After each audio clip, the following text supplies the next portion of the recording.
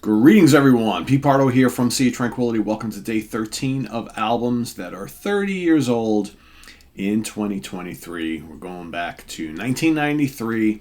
We've got 31 days here in the month of March. We have picked out our 31 favorites, or at least I hope we picked out our 31 favorites together. Each and every day we're going to talk about another one of these favorites from the year 1993, crossing all sorts of genres till we get up to the final day of the month on March 31st. And you'll also get a bonus episode from me that day with the honorable mentions of the ones that I really like a lot but just didn't quite make the cut of top 31, right? So here today on the 13th day, we've got an album that came out June 22nd, 1993. It's the fifth album from this band, recorded at Morrisound Studios in Tampa, Florida, by Scott Burns and Chuck Schuldiner for Relativity Records. I'm talking about the fifth studio album from Death, Individual Thought Patterns. You know, I'm a big fan of this band. I know we got folks who watch the channel who death metal's not really their thing. I get that. This band is different, though. Musically speaking, these guys were on such another level from most other bands on the scene at the time, and they have been so influential to so many, I mean, not just like extreme metal bands, but metal bands in general. Going forward, you know, when the whole thought of adding complexity and precision arranging and prog and jazz fusion elements to a extreme metal sound or death metal sound. I mean, this stuff is just absolutely off the charts. So this, really, honestly, Death never made a bad album, in my opinion. However, starting with like albums like Leprosy and certainly Human and Onward, I mean, this stuff is just off the charts. This is just a terrific album. It's easily one of my favorites from the band. It's a top 3 album for Death, in my opinion, and this features a really interesting lineup in that it was a one-time only lineup. You know, Chuck changed lineups quite a bit throughout the career of this band, but this was a pretty special group that recorded this album. So you got Chuck Schuldiner on vocals, lead and rhythm guitars.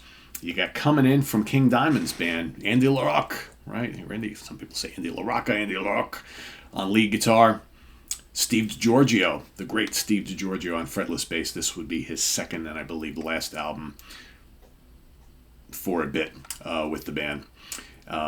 Gene Hoglan comes in on drums. Of course, Gene Hoglan from the great Dark Angel, right? Lots of other things. So yeah, this is a terrific album. Let me see if they have a picture of the guys in the band. Yes, they do here. So here, this is some shots from the studio. There they are, right? There's Steve, Gene, Andy, and Chuck. Great stuff here. We've got one winner after another 10 songs in total on this album. Starting off with Overactive Imagination, crushing riffs, amazingly fluid and melodic lead guitar throughout the whole album. I mean, that's always been the one constant with the music of Death. I mean, musically, you go back to like maybe the first album, Scream, Bloody Gore, and parts of Leprosy, the second album.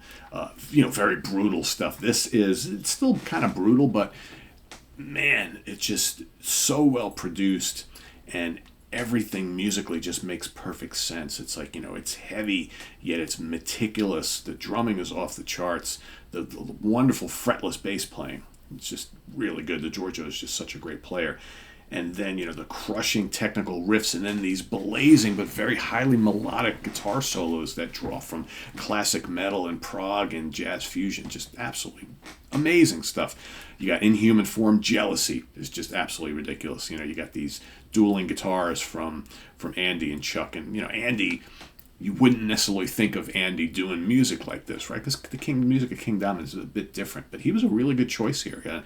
And he's mostly, from what I understand, he's mostly doing just lead guitar, or co-lead guitar, I should say, because Chuck does a lot of leads. I don't believe Andy recorded any of the riffs or the rhythm guitars on this album.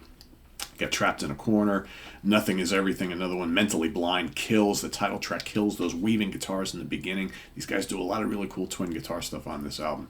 The Crushing Destiny, Out of Touch, and then, of course, perhaps the most well-known song on the album is The Philosopher, again, which just has some stunning lead guitars, and the riff breaks are just great, and Chuck, it's funny because Chuck has on almost every Death album, they're all extreme metal vocals, but back in the early days of Death, it's just really deep growls and kind of hard to understand him. But as the albums went on, he took more of this kind of like high pitched, kind of raspier thing, and you can pretty much understand everything he's saying to the point where I think on the very last Death album, it's really not even really a growl anymore. It's kind of like this weird, just kind of little rasp, but there's still an edge to it, right? That puts it into the extreme metal bucket. So, but yeah, it's I don't know. I really love this band. I've been listening to Death since they first came out back in the late '80s. I bought Scream Bloody Gore off the rack at Rock Fantasy, and I've been a fan ever since.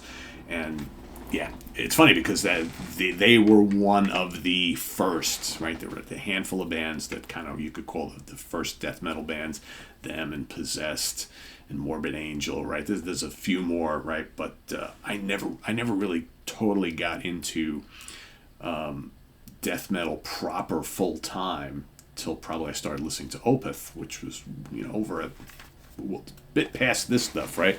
I was totally in on the first couple Death albums, and then I kind of fell out of metal for a while during parts of the '90s, and then I got back into stuff and really started to appreciate extreme metal once again, and got back into Death, and that's all thanks to Opeth. Opeth were the first band that really heavily got me into that stuff, and then I kind of went back and rediscovered Death all over again. So yeah, but anyway. Individual Thought Patterns is my pick for today, day 13. Had to be on this list. An immense album, just absolutely crushing, and just the production is amazing. The songs are great. The guitar solos and the riffs are terrific. One banger after another, not a weak song on it. So it's my pick for today. If you are a fan, let us know what you think of this album in the comments below. If this isn't really your cup of tea, I totally get it. But go out and listen to a couple tracks. Go listen to The Philosopher. Go listen to Overactive Imagination, and certainly Jealousy. Those are kind of my three favorites, but the title track is really good as well. I love this. So anyway, visit us on the web at www.seatranquility.org. We're on Facebook. We're on YouTube all the damn time. And all together all the damn time. Please subscribe if you haven't already and click on that notification bell so you get alert of all of our content as it posts. And please do hit the like button before you leave as well.